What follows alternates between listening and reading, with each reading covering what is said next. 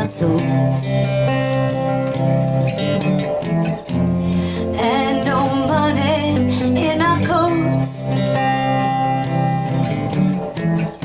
Oh, you can't say we're satisfied, and you can't say we never tried. And you're beautiful, but ain't it time that we've said goodbye? And Angie, oh, I still love you. I love you, and I remember all those nights we've cried, and all those dreams we felt so close seem to all blow up in smoke. Well, let me whisper in your ear,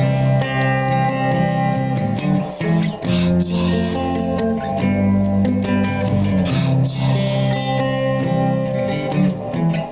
where will it lead us from here?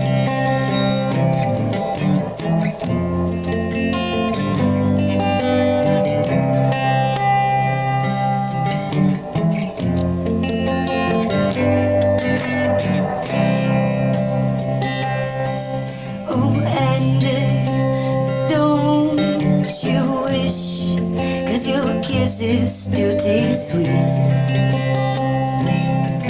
Oh, but I hate that sadness in your eyes. Hey, Angie, oh, my pretty Angie, oh, ain't it time that we've said goodbye? Oh, with no loving in our souls and no money in our coats. Oh, you can't say we're satisfied. And Angie, oh, I still love you. I love you, baby. And everywhere I look, I see your eyes.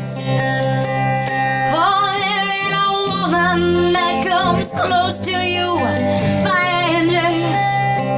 And come on, baby, come on, dry those eyes.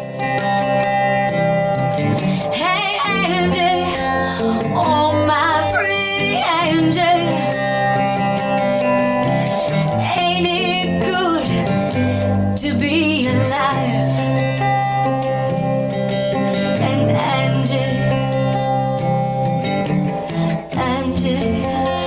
you can't say we never tried.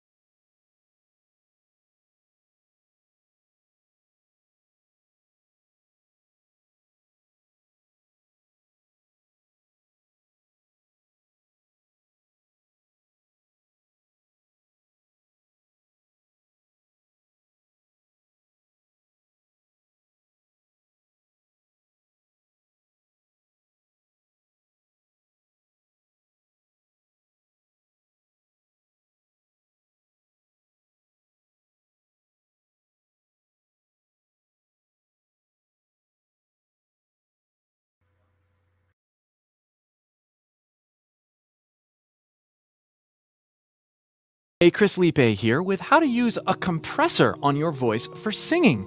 It'll even things out, make you feel better, and sound better when you're recording or doing things live.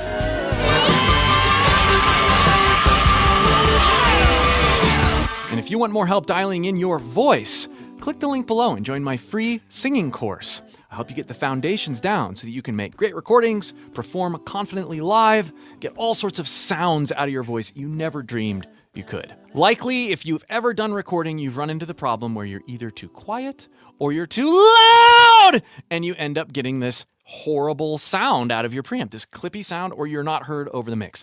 This is where compression comes in. We're using a single compression. This is a stock Logic compressor. Here are how these controls work. First is threshold. The threshold is the point at which the compressor actually turns on.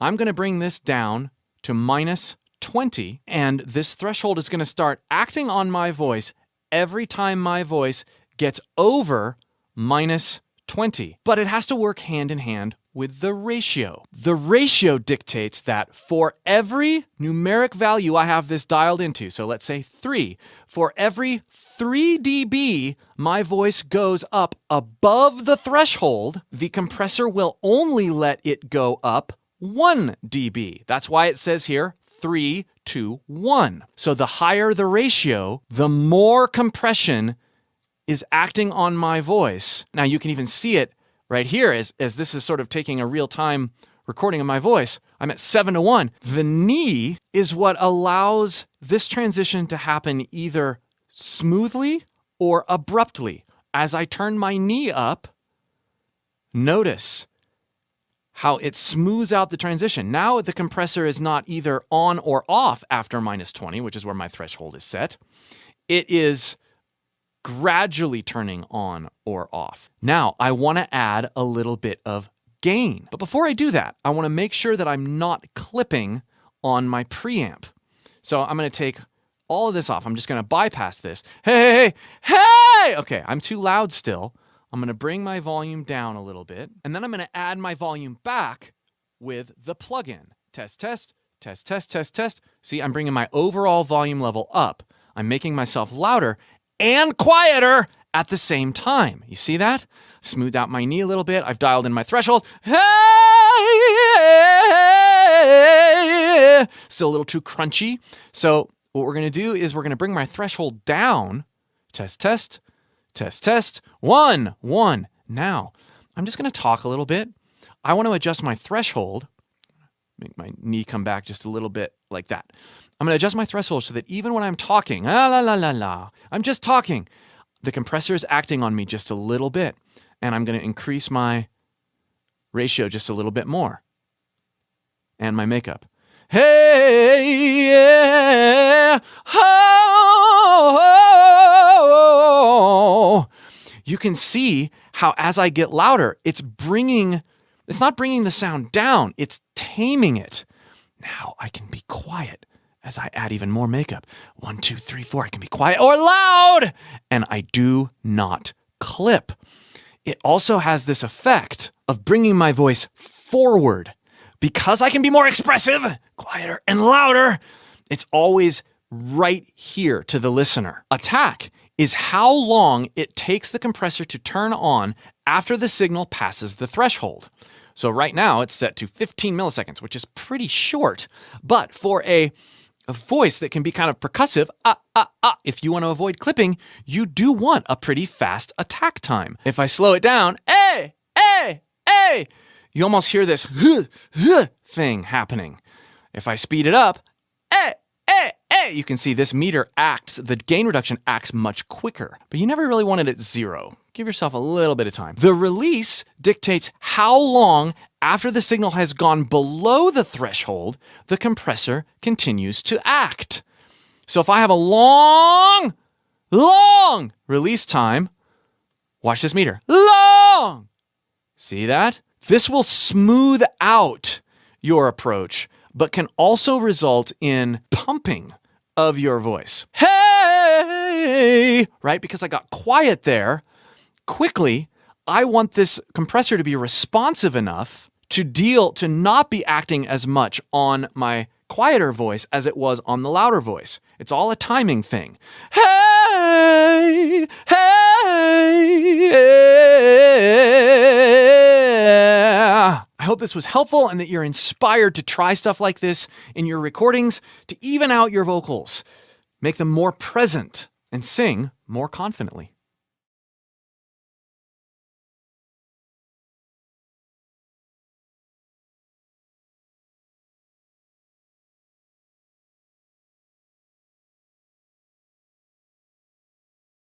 Liepe here with 3 tips for making singing high way easier. We make it way too difficult. In this video, these tips are really going to help. Love it all! Ooh, love it all! But you're not going to have full access to the benefits of these tips if you don't have the basics down. If you want to get the basics down with your singing, click the link below and join my free voice course. Once you've gone through those videos, doing these tips is going to be a lot more enriching and powerful for your singing. Tip number 1 for making singing higher easier. Make your singing more about the rhythm than the pitch. And to do this, start moving your body and start breathing rhythmically. And don't worry about being stupid. I'm stupid all the time and I don't care.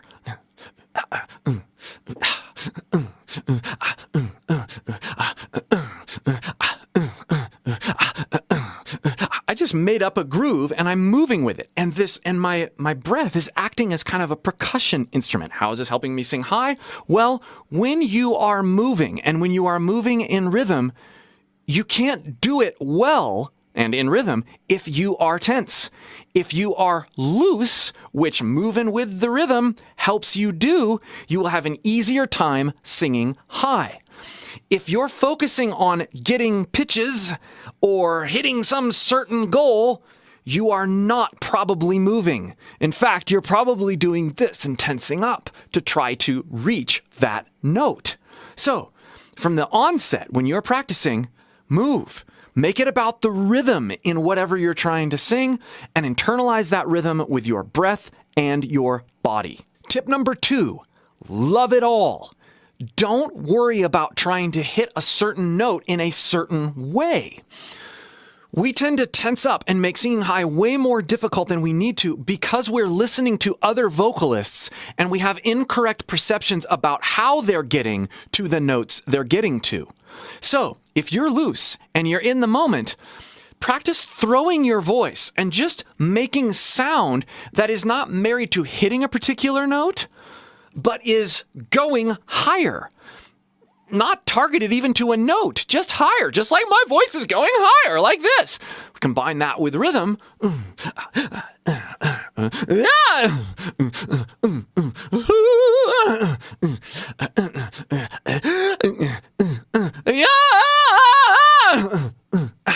Now, what have I done here? Aside from being very random and making some stupid sounds, I have unlocked freely higher sounds. Yeah, I'm going into head voice. I'm being very random, but I am loose enough because I'm not trying to achieve that I can utilize these higher areas of my voice. If I was going for a particular pitch, I would seize up. That's tip number 2. Love whatever comes out of your mouth as you're experimenting. Yeah. 1, 2,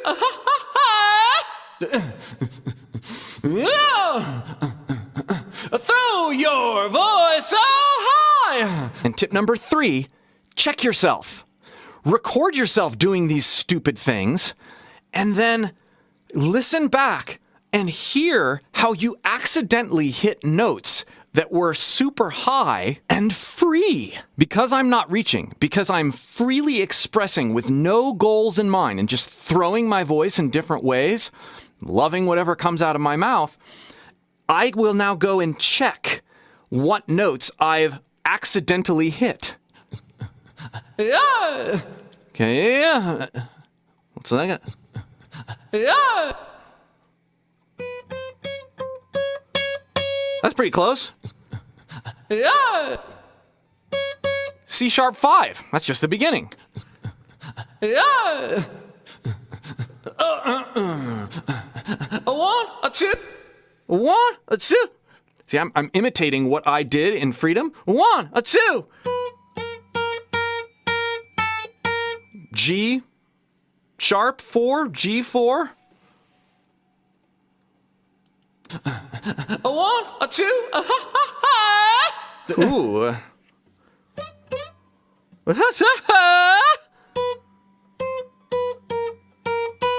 B4. Higher. D5. Throw your voice so high. So high. Between D5 and D sharp 5.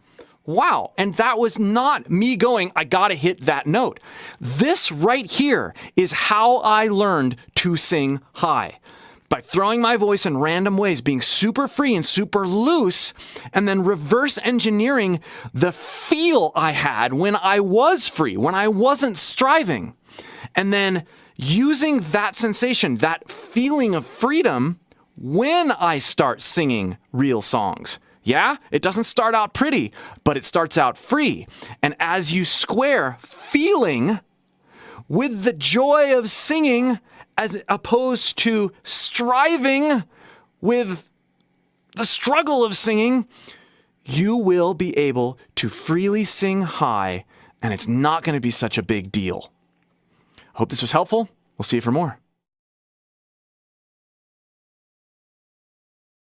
Chris Liepe here with a quick tutorial on how to use EQ on your singing voice. And because we're using the stock Logic EQ, we get to learn about how the overtones in our voices work just by watching a little bit of things while we do certain things with our voice. If you'd like help with your singing in particular, click the link below and join my free voice course, and I'll help you discover all sorts of things about how your voice can make sounds you never knew were possible. Here, we're working on the tools of the trade, how to craft the sound of your voice as you're recording and once you've recorded. Typically on vocals, we use what's called a parametric EQ. That's what this is called. And this EQ is amazing. I love it. It's free inside Logic. And the first thing we want to do when we're going to EQ our voice is put a high pass filter on it. That's what this shape thing here is. And then we're going to move this in, and we're going to have it start at about just below 80 hertz. Why 80? Well, a bit of trivia. 80 hertz is the fundamental pitch of a low E on a guitar. And you notice it's not cutting off at 80. It's starting to trail off at 80. Unless you're a huge bass vocalist, anything below 80 is going to be rumble or not interference, but sounds you don't really want, that you want to leave open for other lower instruments in a mix. And notice by dragging this up or down, we can control the slope. I like to have a mildly steep slope, and you can see on this EQ, it boosts just a little bit right before it, which I think provides a little bit of warmth. So that's the first thing we want to do. We want to put a high pass filter in. We're letting the highs pass, and we're rolling off the lows a little bit. You can, on this plugin, you can do it right here, or you can manipulate the actual numbers. Now, you can learn a lot about your voice by experimenting with it and watching the analyzer here. Super cool. Whoa! Notice as I make that note, I've got a prominent sound. Whoa!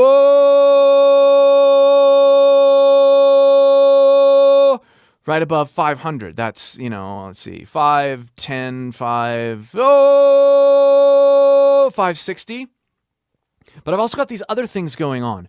Whoa! Those are harmonics from this fundamental or prominent sound.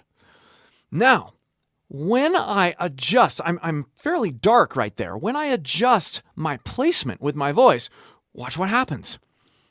Whoa!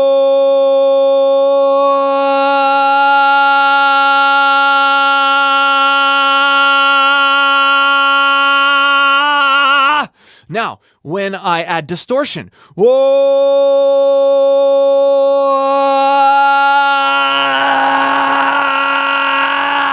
I'm adding overtones, I'm adding harmonics, I'm adding richness and brightness and brashness, because you can see I'm adding overtones in the higher area of the frequency spectrum. This is really good to know. We can actually use our voice as an EQ by bringing out certain overtones just by how we place our voice. With that in mind, here's how to use a real EQ to complement that. We talked about high pass, rolling off our lows. The second thing we're going to look at is another general shaping technique, and that is a shelf. Now I'm going to grab this purple one and watch what happens. See how it's bringing everything up above a certain frequency up. This is creating presence. Oh, it's getting so much darker. Yeah, it brings air out. Typically what I'll do is, I've got a great mic. This is a Liepe microphone, but I'm going to go down to about 3,000 hertz, and I'm going to boost just a little bit. I'm going to shape the highs, add a little bit of air and presence and brilliance to that sound. La la la, la la la la la la la. I'm going to do it subtly. I don't want to ever boost a ton. Test, test, test. Darker, darker, darker. A little more brilliant. Brings out some of those harmonics, especially as I go brighter as I bring my placement forward.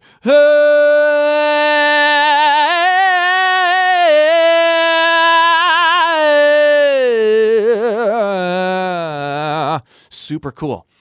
The third tool of a parametric EQ is this band pass, or we call it a bell curve. And typically what I'll do, and when I'm starting to dial in the sound of my vocals, is I will take lower 200s and I will bring them down just a little bit. In my voice, and this is stuff that you should experiment with as you work with this kind of EQ, in my voice, 200 to 250 can be a bit muddy, so I take just a little bit of it out. And I use this, which is called the Q, or the width of the curve. Notice as I bring this number up, I can bring now the value centered on a certain frequency down. So I can focus more on a particular frequency, or I can widen the range of focus. Hey! I generally follow the rule of dip narrower and boost wider, okay? But typically, I will not boost anything unless I'm adding a little bit of presence. I will then work on cutting areas that create a bit of mud or a bit of harshness. So here's my mud frequency, low 200s, depending on what key I'm singing in and what mic I'm using, and I go fairly narrow, but not that narrow. Okay, that's how I'll set that up. And then I'll do another band pass or a bell curve. I'll grab this one and I'll go around 1.2, 1.3, 1.4, around there. Now, watch what happens when I boost this range in my voice. Hey,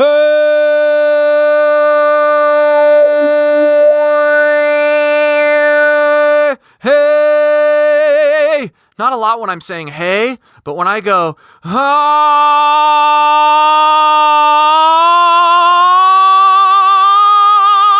when I start honking it and crowing it like a Freddie Mercury or something, these frequencies can get really annoying really fast, even if they're just flat sometimes. And again, I'm using a nice mic, but you still want to be wary of this. See what the analyzer's doing when I... It's not just the notes I'm singing, it's the way I'm placing my voice. So I will dip a little bit around 1200 hertz. So there's the basics for learning how to use an EQ to not only learn more about your voice, but dial in a sound over a particular context. Once you know how to use the tools, the best thing to do is to do exactly what I did and just sing into it. Watch it, listen to it, and then work with context of your recordings, different keys, different genres, and use these tools to shape the sound of your voice. Typically, we want to use compression and EQ on our voice to shape and tame it as we're recording. I've done a video on compression. You can view that one right here.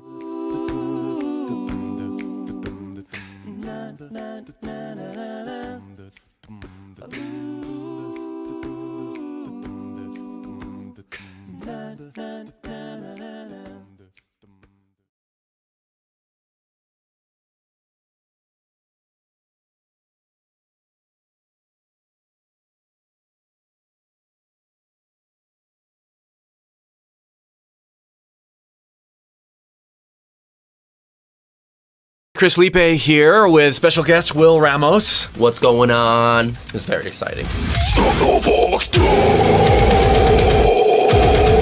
Step the fuck down! Well, the first step to growling like that is making sure you're warmed up. Oh, 100%. And we're not going to cover that in this video, but we do cover it in the free warm-ups course that we've put together. If you want to know exactly how Will warms up and takes care of his voice so he doesn't injure it while he's practicing this sort of thing, click that link below and join the free warm-ups course. For me, when it comes to doing growls, there's 3 steps. I start out very simply, and it almost sounds like I would describe it as like a very bad scream, because it's I'm not really trying too hard. Sigh into it.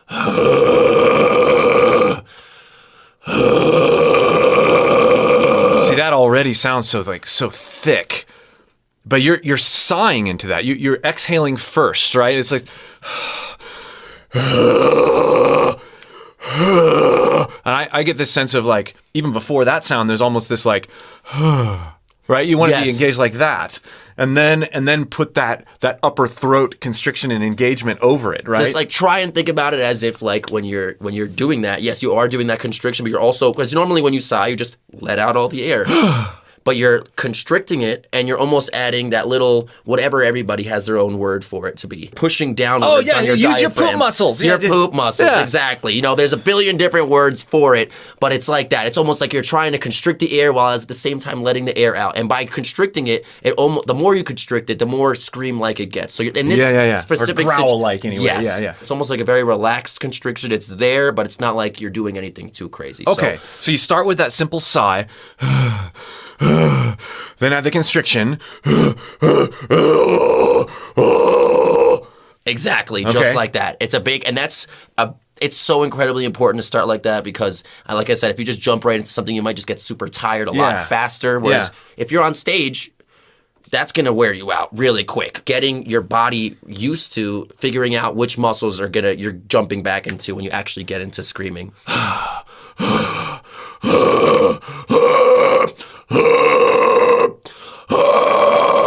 Also, if you notice, I'll put my hand up to my ear a lot because for those of you that don't know, when you sing or when you scream, your voice goes outwards. And unless you're like in the bathroom or like in the shower or in the car, it's going to be harder to hear the things that you're going and that you're exhaling out. And you want to make sure that you're really hearing your voice. So when you're dialing that in, are you plugging your ear or are you just putting it so that you can get a little bit of that sound back? Like I don't plug it. I know singers do plug it, but for me, I almost make like a little, like I open cup my ear. Cup. Yeah, that makes sense. I almost cup my ear this way, and you can even hear it. Like when you talk like this, it just sounds like your voice is just going straight back into your ear. Yeah, that's really interesting. And that is very important too, because as you're going into screaming and learning these frequencies and the frequencies that you want and the frequencies that you don't want, this is very important because you'll start to see, as you do it and you start to hear that rumbly sound. It's feedback, real-time feedback for you. Oh, that's cool. And that rumbly sound, you can start to, as you're listening to it, your body will start to pick up what muscles make that sound, muscles don't make that sound, and then you'll start to almost instinctually separate them until eventually you're more of a scream. So for people who can't figure out how to scream, this is the perfect way to figure out where to find those muscles within yourself. I never thought about this being that important, but I totally can, because you start understanding how the sound is exiting better instead of just going out. Like think about when you're on stage, you have a microphone. Yeah. And usually if you have in-ears, it'll go straight to your ears. Yeah, so this is mimicking that. This is literally the version of that without a microphone. It is so helpful. I even use it even when I'm in the car because, you know, a big thing that people do and what messes them up, and I mean, obviously we can go more into depth with this later. Yeah. You push too hard. And that is what will absolutely destroy you. And so the best way to find where that nice, healthy spot is to just tone in on those frequencies and find out what frequency you want. Super awesome. Yeah. So step 2. So we've done the sigh. We've made it a bit more complex. Then we go to... You got the sigh down. You got it down. You got the...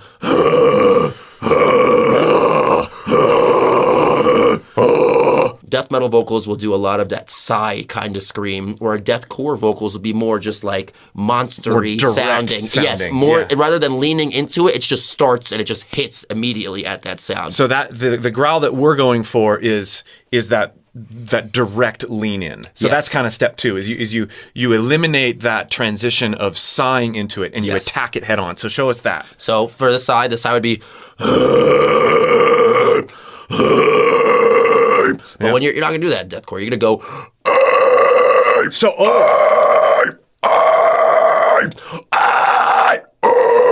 and that's just that constriction, and again you're pushing and it's finding the perfect equilibrium. What I'm hearing in the difference is that onset, right? We're not doing it.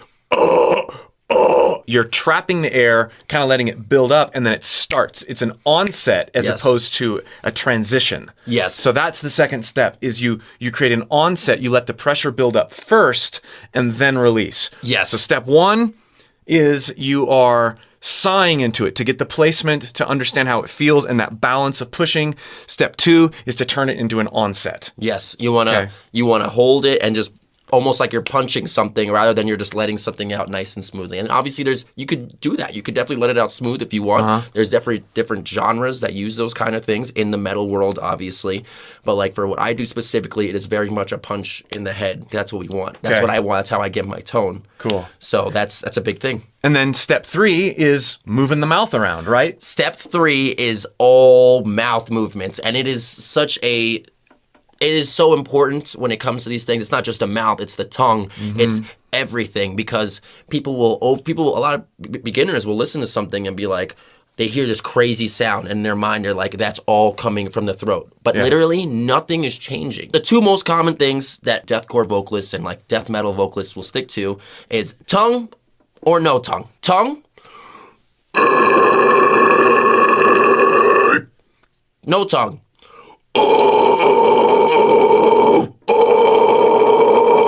Do tongue again.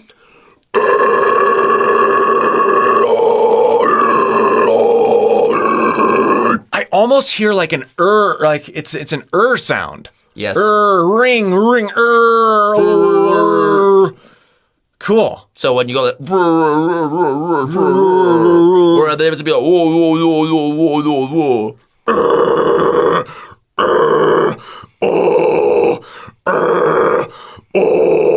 It's not near as developed, but I'm getting the right idea. Yes, it takes honing in on those frequencies that we were talking about before with the whole... It takes practice, let's put it that way. It's not you won't get it necessarily overnight, but you'll notice that, especially as you're doing this and you're practicing it more. When you put the tongue up, you'll hear a different frequency that you didn't hear before. And then as you start to focus in on that frequency, you'll notice the scream completely starts to change into something completely different. Yeah, that's so awesome. Well, let's hear you mess with it in context, huh? Let's do it. Okay. No tongue first. Your best no tongue. No tongue.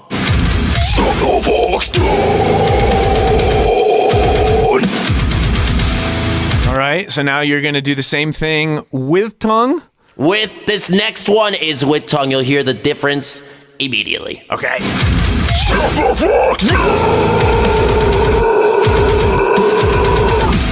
Huge sonic difference. Oh, yes, that's awesome. One is stop the fuck, and the other one is stop the fuck. It's like that marble because the tongue is blocking out most of the air. So it'd be stop step. Yeah, and it really helps to hear it over the track, to hear how it like melds with what you're doing. Knowing what choice to make, tongue or no tongue, is probably just made in the moment, but I love hearing the difference. I think it's always good to be able to fluctuate between both, because a lot of vocalists nowadays will just do one. Yeah. Or they'll just do the other. Doing all lows of the same type will sound insane for a while. And then everyone will start to think that every song starts to sound exactly the same. Yeah. So that's why it's nice to have a little bit more dynamic range to it. Really just the tip of the iceberg, right? Oh, absolutely. Make sure you're warmed up before you try doing this stuff, even before you do the first step, or you're going to mess something up because you don't know how things feel when you're not warmed up. Especially if you're just learning how to do something. If you just go full 100% into something like that, you will realistically hurt yourself. And that's the biggest thing that turns people away from even wanting to be a vocalist, because they think they can go 100 when they're not ready to go 100. Yep. And then people just quit. And at the end of the day, you don't want to quit. You want to just keep going for as long as you can. And if you want more help learning how to warm up the right way, make sure you've clicked that link below and join Will's free warm-up course. Learn how to take care of your voice. We'll see you for more soon. See you soon. During the show. And that's where, like, you can start monetizing tomorrow. All got things that we do in our singing that we wish we could kick. Whether it's singing too loud, pushing into tension instead of releasing it, striving, reaching for notes, wallowing in fear, comparison, swallowing your sound, over-practicing, only having one way to sing, or using one tone because you think that's the good tone. These are all bad habits that are awfully difficult to kick if you're trying to actually kick them.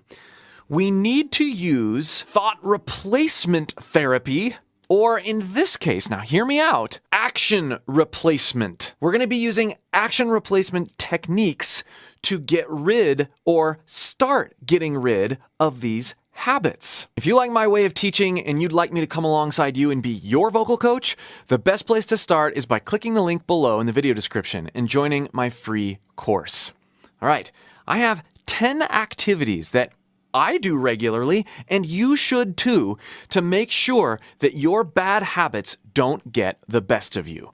And be sure to watch all the way to the end, because I'll explain what ties all these things together in a nice, pretty neat way so that you can start to get to work on replacing these bad habits, bad mindsets with good things. This top 10 list is going to seem like it has nothing to do with singing, but it has everything to do with singing. Number 10, weightlifting. You will be able to kick bad habits in your singing if you pursue regular weightlifting. We're not talking about being Arnold Schwarzenegger or The Rock. We're talking about mindful strength training that teaches you how to listen to your body as you engage your muscles. Balance, coordination, proper engagement of muscles to the point of fatigue so that you know what your body is capable of, when it gets tired, when you feel good, what it feels like to feel good, what it feels like to feel tired.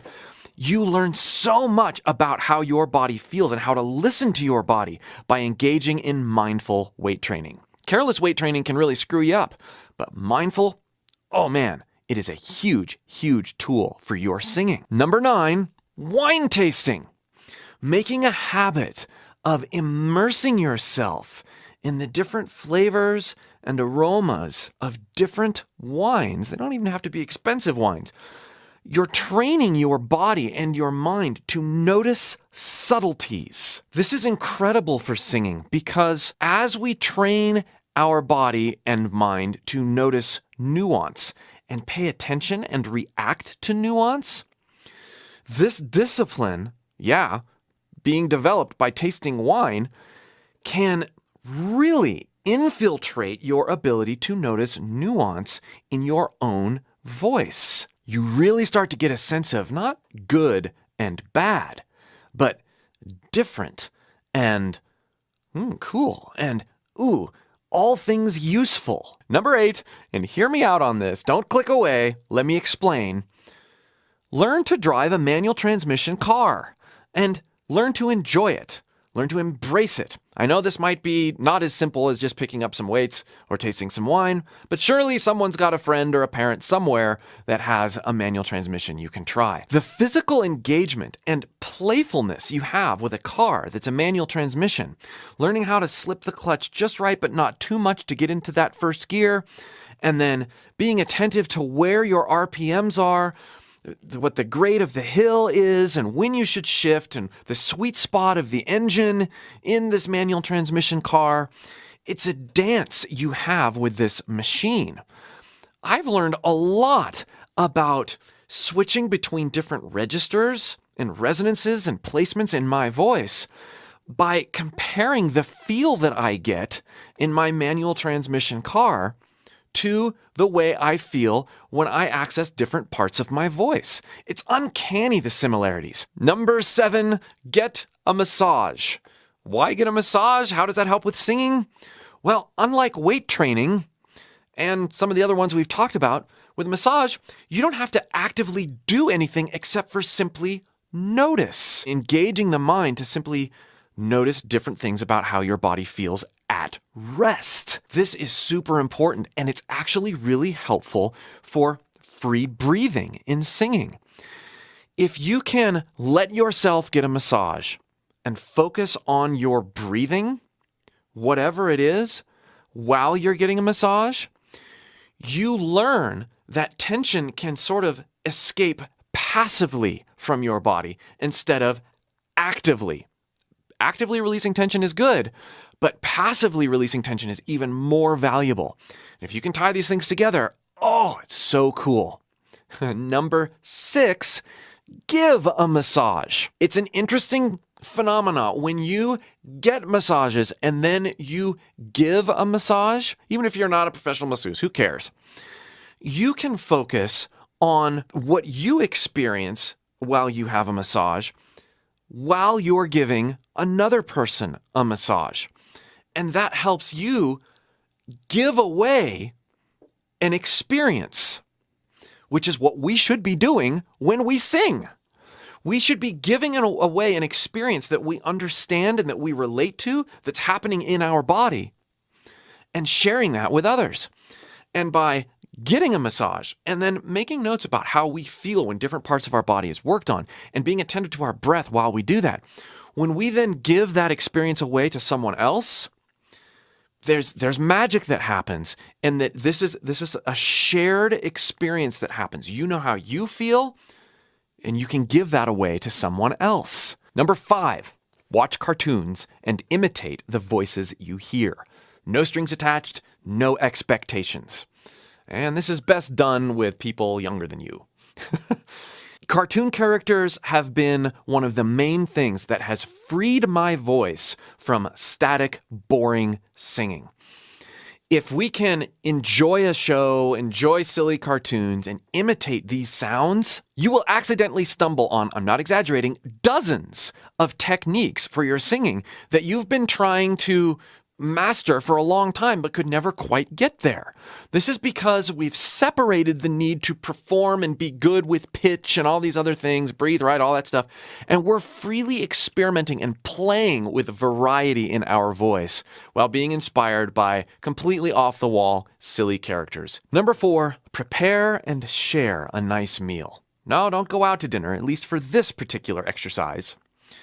Spend time crafting and preparing your ingredients, measuring things out, being attentive to how things are supposed to be cooked, the balances and the different flavors. Create this meal and then slowly share it with someone. We begin to understand to a greater degree what it means to share music with someone else and share music that you have made with someone else. The parallels are they're inseparable. Number 3, fast. Yes, I know I just talked about eating, but fasting is an incredible way to notice different things about your body, especially as the arc of a 24-hour fast happens. Fasting has been an incredible tool for me for performance anxiety, also for recentering how I think about different areas of my body, how I engage my breath, how I release and sometimes store tension. Fasting exposes a lot of these things.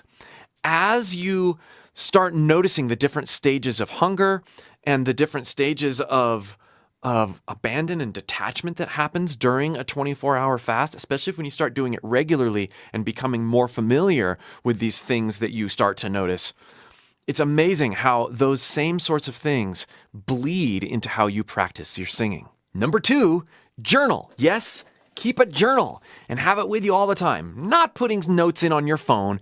Get an old silly notebook and write things down. We let things pass through our brain so much because we take in so much information all the time that we let inspiration and new ideas and how we're feeling never really be addressed. And if you've got something to write on when you think you might have an idea, maybe it's lyrics for a song, maybe it's has nothing to do with music, maybe you're just processing how you're feeling about something and noticing something. If you can get in the habit of writing down how you feel, how you think, what you think about, what you notice, and do it in sort of a spontaneous way, your thoughts and your thought disciplines are going to take on a whole new level of meaning because stuff doesn't become as fleeting. Knowing yourself is the essence of great art because it allows you to express yourself better. And when you can do that in a non-judgmental way, you can sing a lot better. Believe me, this is so huge, way more important than any singing exercise. Journal, number 2. And number 1, take a nap. Yes, lay down on your favorite couch or your favorite happy place. Don't put a podcast on. Don't read. Don't do anything else except for lay down, close your eyes, focus on your breathing, and rest. Even if you don't fall asleep or you don't fall asleep for as long as you'd like to, focus on giving yourself the permission to literally do and think less. I didn't say nothing because it's awfully hard to think about nothing, almost impossible to think about nothing. But if you are laying down and pushing out all the other things you need to do, all the other things you need to accomplish and stop striving, a nap can be the perfect way to recenter and refocus so that you can engage in the creative things that you want to do. Yes, singing. All of these activities share this. They are ways for you to practice being present to your body, present to your experience at hand, present to what's happening in your mind as you release and learn to enjoy and notice without judging. These are things that I've talked about on the channel a lot, but oftentimes it's hard to separate yourself enough from your voice to develop these habits. If you can start developing these good habits with activities that don't have anything directly to do with singing, you will notice that when you approach your singing, how you think, how you act, how you enjoy, how you notice, how you experience is going to bleed in to how you relate to your own art in your voice. Thanks for watching. Again, if you'd like more help with your own singing specifically, click the link below and join my free course. We'll see you for more.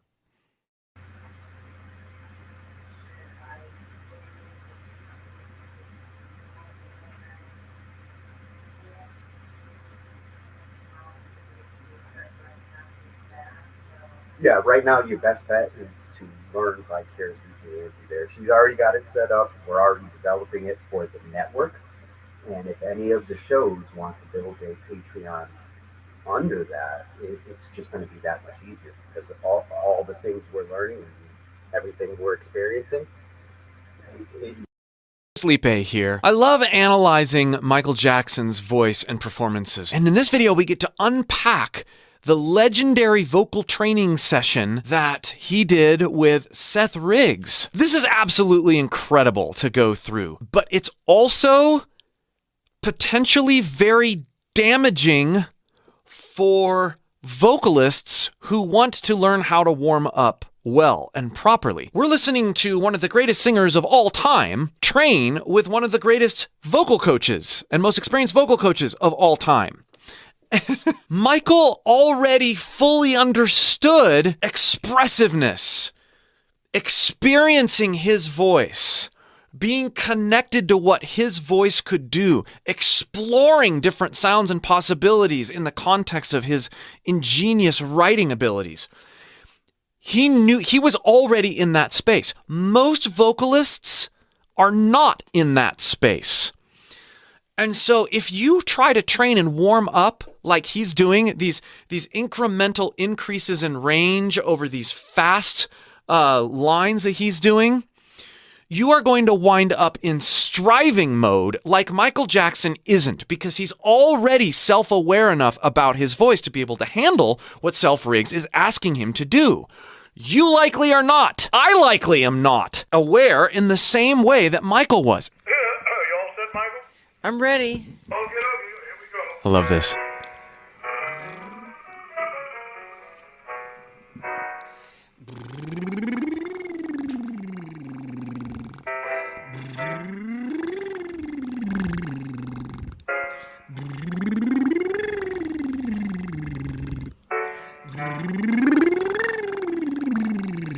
This sequence of notes that is peppered throughout this entire warm-up. La la la la la la la la la la la la. And he does it so fast. If you want to make this useful for yourself, do not do it fast. Do it slow. Get the intervals. Feel out how your voice shifts resonances. Let it shift resonances. Lots of people have trouble with lip trills because getting the right airflow balance, especially while you're trying to warm up, can lead you to pushing harder than you probably should, especially as you work up in your range. So to make sure you're relaxing into the lip trills, start by putting your fingers on the sides of your face.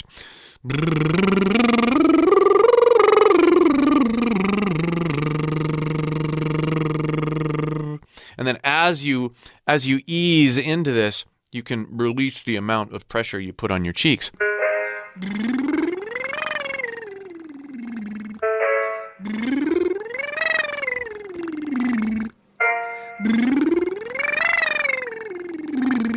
He's already in a mixed voice there, so he understands how to move through his resonances in a way that is not causing tension. He's not straining here. Now that's an F, Michael. You know, how high do you have to sing today? I want to be all the way open. All right, okay, we'll go all the way up to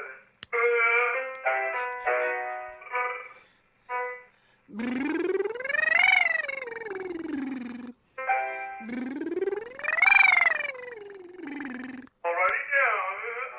Dips up the who and say, I love that you can hear Seth demonstrating it. That's so cool. Michael will sometimes not get the notes quite right. Sometimes it's oh, and sometimes it's oh. He'll mess with that descent quite a bit, but it doesn't really matter. And if you try, especially as you speed it up to get the notes so right, you end up trying to control your voice too much, and it works against you in your warm-up.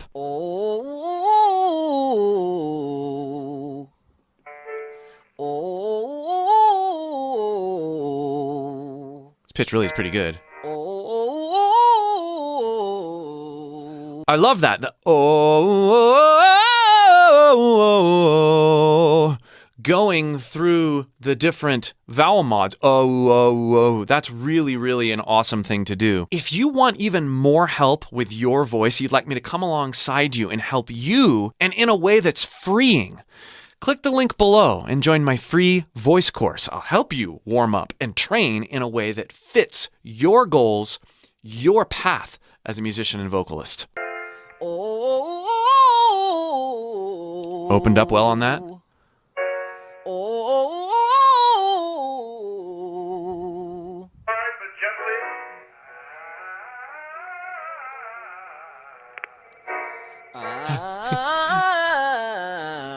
Seth gets a call.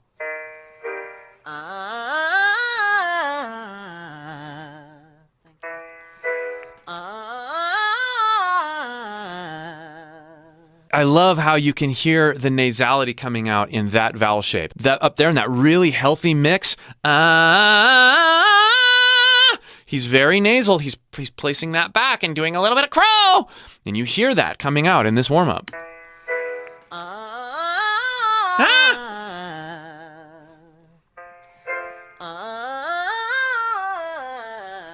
Thanks. Don't you wonder what happened there? Right? Someone handed him something? I don't know. Thanks. Beautiful sounding mixed voice.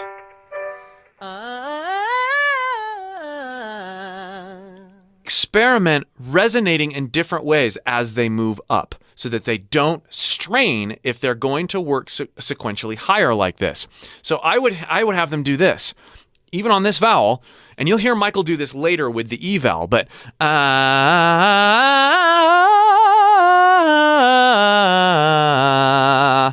hear how I went up into my head voice there? I didn't try to go like this.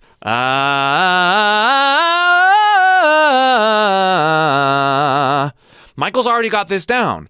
But if you try to lock into your chest resonance as you're doing this complex sort of line, especially as you speed it up, you're going to do this.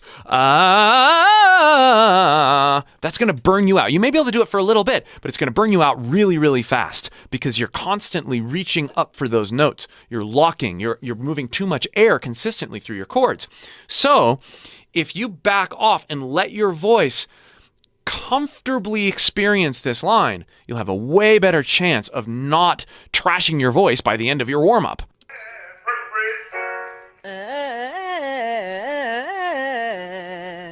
This one's huge. Takes a lot of agility. Before you try to do it in one voice like this,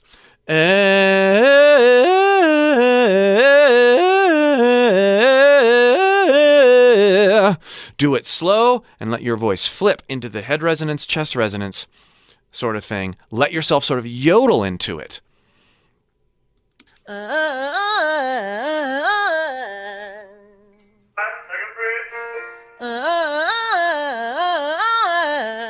Yeah.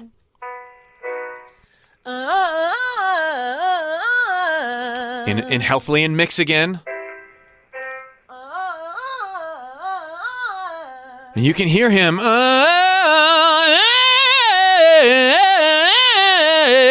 3 minutes into a real-time warm-up, almost 4 minutes into a real-time warm-up, the training and conditioning that his voice had at this point and in many points throughout his career was absolutely unparalleled. I love this exercise.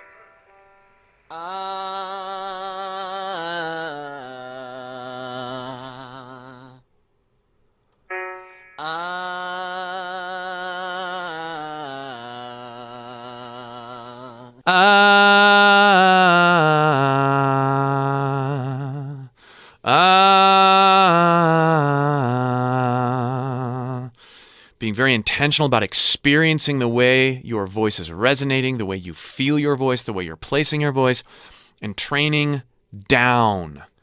Whew. This is an awesome warm-up, and for most vocalists that I work with, place exercises like this at the front of the warm-up. Also, I have them start in their head voice because the head voice requires less air to phonate. So it's easier to warm up in the fine nuances of your voice if you start in your head voice. So I would actually start, and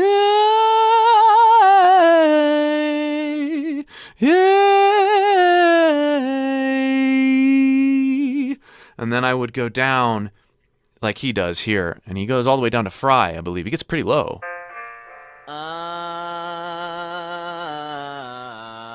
Fun to hear Michael go that low.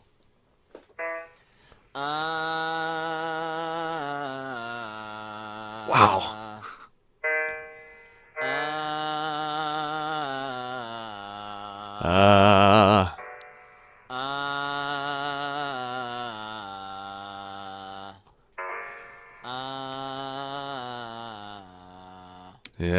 He's all the way down there. That's pretty awesome. You really don't hear that much out of Michael's voice in regular songs.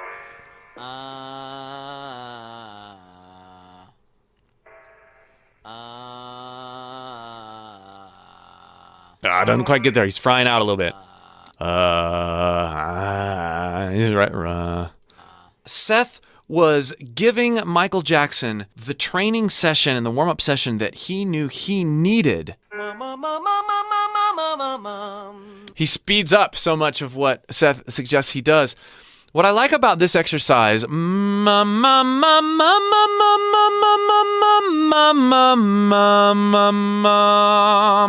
it really helps place your voice forward and get a sense of your mask, the resonation in your face. That's a really important thing to do when you're warming up.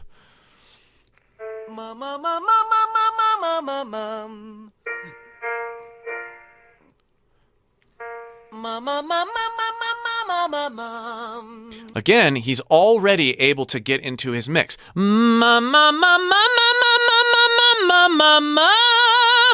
If you can't comfortably get into your mix quickly and sequentially like this, working out with these wide range warm-ups and exercises is not going to work for you. You have to know yourself enough to know that. Also, don't go this high unless you're planning on going into head voice or you already have a good command of your mix. Or you're going to get tired before you even get started because you're going to be asking your chest voice to do too much.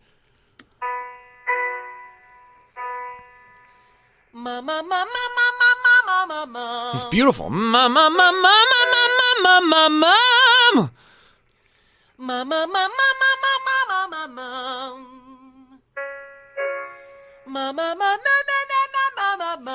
modded that vowel. Again, the easier way to do this, starting chest. That's very healthy.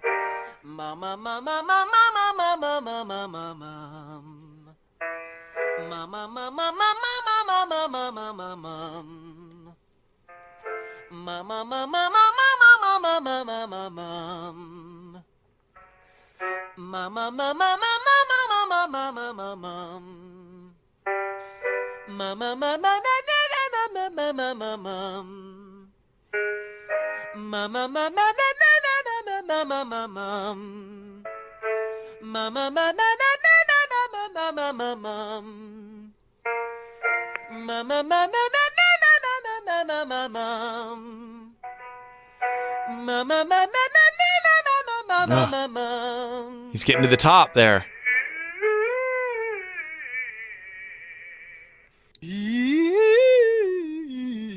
On this E vowel, he does go into his head voice. This is the only vowel when he's doing this sequence where he consistently goes into his head voice as he crests those higher notes. Listen.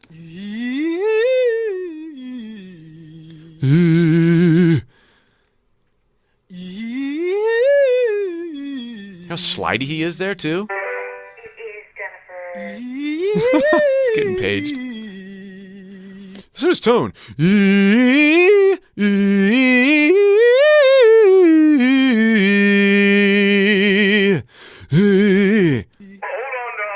a minute, Michael. I like this. Hello? Seth, hold on too. Okay, yeah. I can just call you every time. One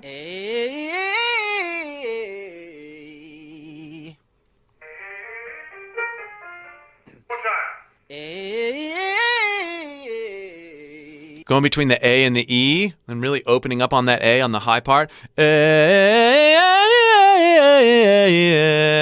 I'm doing a little bit more than he did, but he's getting up into that mix again.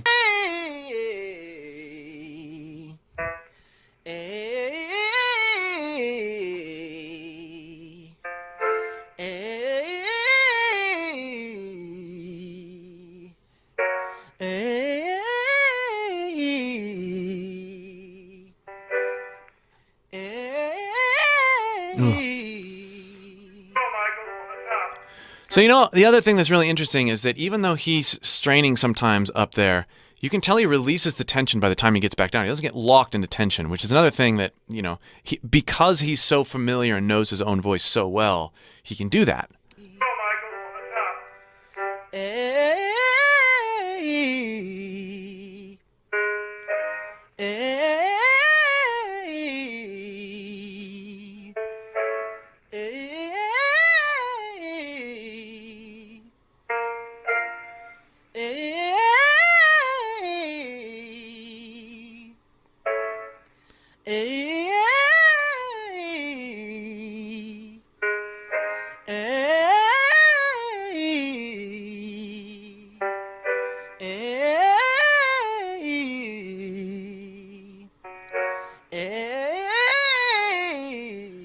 your warm-up really doesn't need to be longer than about 10 minutes, and it doesn't need to be a training session in and of itself. It's not called a warm-up, it's called a training session, so he's pushing his voice more than you'd want to in an average warm-up. The danger for us comes when we call this a warm-up. Oh, this is how Michael Jackson warms up. It's how he trains, not necessarily how he warms up.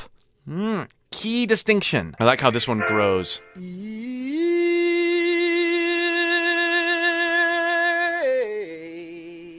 Hear how we started in head voice.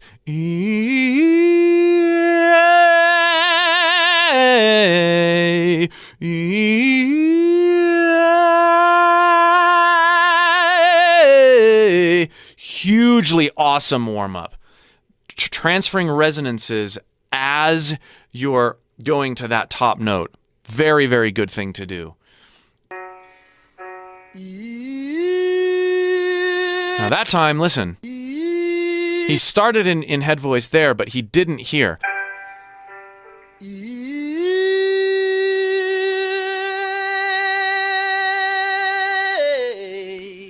Nice fast vibrato.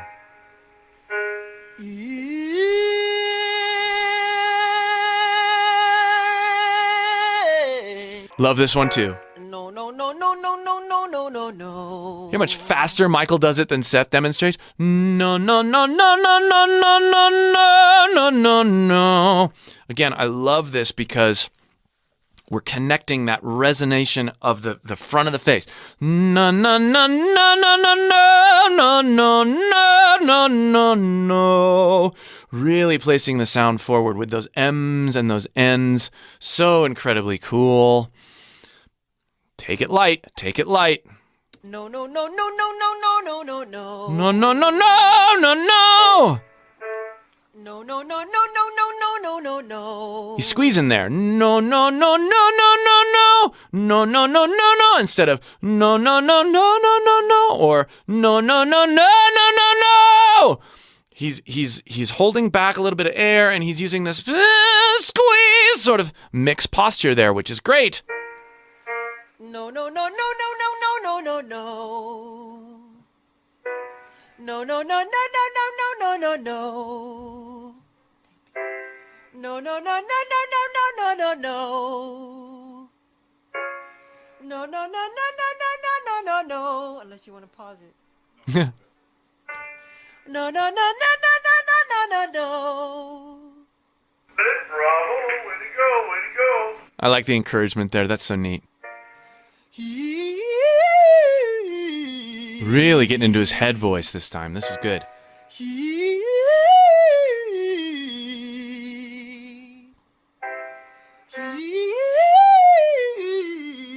Ooh.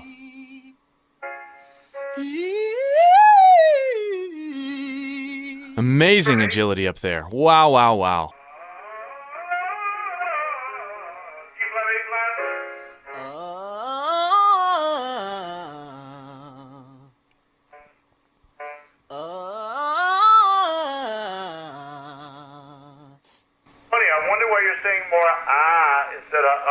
There he calls it on him again. Funny, I wonder why you're saying more instead of He corrects him.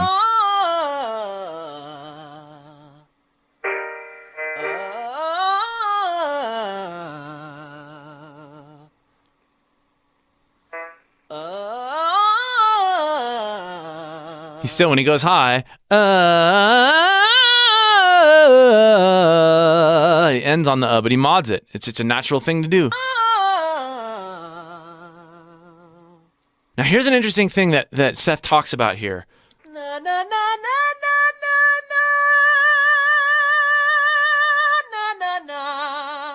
Listen. That's just fine. Don't let your vibrato slow down. When you slow down the exercise, that's okay. But make sure your vibrato's still spinning. Okay? One more time. So slowing down the exercise is okay, according to Seth Riggs, but don't slow down your vibrato. Keep your vibrato spinning. I'm not sure why, and I've Googled and searched and asked a few other coaches why Seth would say that. Why Seth would say, don't let your vibrato slow down, because I, as a singer and as a coach, I'm always encouraging myself and others to let your vibrato be musical for the situation. Sometimes that's going to be slower. Sometimes it's going to be faster. Why would you want to, in a training session, practice keeping your vibrato consistent? I'm sure there's a great reason for it. I'm sure Seth had a good reason to say that. And I really happen to like the quality of Michael's vibrato as it slows down. Also, listen. Na, na, na, na, na, na, na, na. Beautiful. It's a bit more classical sounding. Na, na, na, na, na, na, na, na, na. I love this section where Seth is asking Michael, do you have any sections where you need to train for specific notes? And be sure to go listen to this in its uncut form. So that you can really dive into some of the nuances of their conversation. But I just love the care that Seth demonstrates here.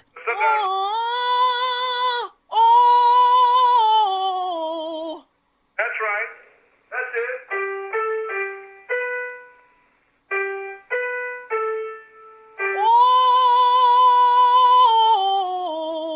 So they're working on approaching different notes, how he would in certain songs towards the end of this training session. Now, what is the approach?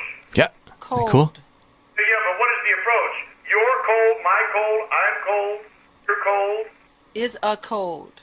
is a cold. Well, what is the phrase going up to the B? Is a cold. All right. So the C could throw you. So just be careful that you keep it as pure as you can and drop your jaw on O. Is a cold. And it's a Is a cold, is a cold. Has him drop his jaw. Notice Seth, he's coaching Michael, but not even singing in that range. He's helping Michael through something that Michael can do that Seth isn't going to be able to do in the same way, yet he's still guiding him through that. That's profound. The relationship that they have is pretty cool. It shows that the coach doesn't necessarily need to be at the same level singing-wise as the singer. It just needs to be a good relationship. There. And Michael followed Seth's advice and was able to create a better tone and a more free sound out of that. So cool. And then they close with a how do you feel conversation. It's so cool. That's as high as you have to do it. How do you feel? Sounds real good. The vibrato is very steady. How do you feel? Am I all the way open? Sound to me like you are. So funny. Michael is asking him, am I all the way open?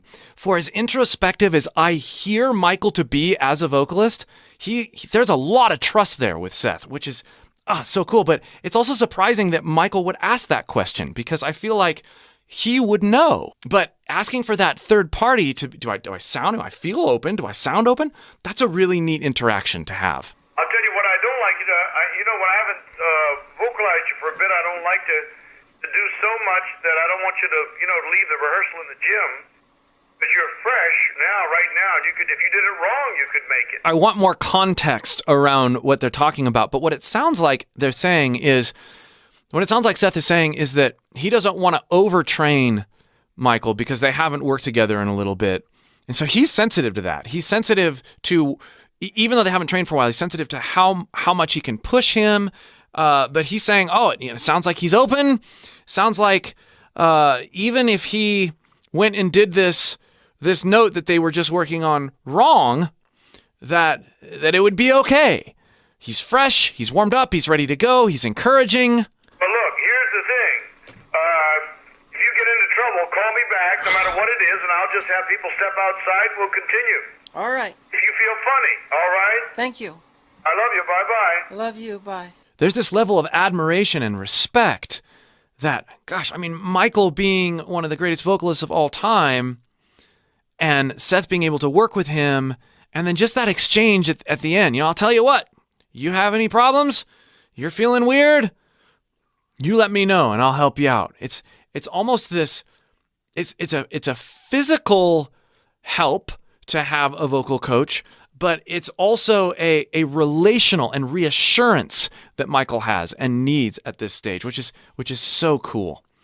Thank you for watching this longer than normal video. I hope you got a lot out of it. I hope it helps you in your pursuits in how to handle stuff like this, how to handle not only warming up and training, but also, when you see someone else do something, how do you internalize it and make it right for you and where you're at? And really, that is the name of the game when it comes to singing and learning from other vocalists in general. Being able to take something that is inaccessible and make it accessible for you. And that's what I help vocalists do all day long. If you'd like more of this, click the link below and join my free voice course.